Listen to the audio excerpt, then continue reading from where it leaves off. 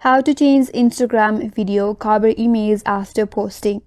Hi everyone, this is Kate and welcome back to another video, and on today's video we will learn how we can change Instagram video cover image after posting. So without further delay, let's get started. So first of all, open up your Instagram application and make sure that you're logged in. Now to get to your post, head towards your profile page by tapping on the profile icon at the bottom right. Once you're on the profile, now select the video where you want to change your cover image. Tap on it.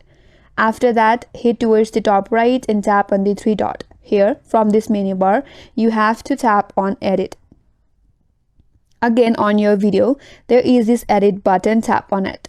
Now, you can select your cover image. Tap on add from camera roll and now select from your camera. Here is the cover that I want to add, and then tap on done at the top right. And again tap on the done or tick mark at the top right, and with that your cover image will be changed in your Instagram video, as you can see right here. And that's all for today's video. Hope this video was helpful, and if you're new to our channel, consider subscribing. Thanks for watching and stay tuned for more videos.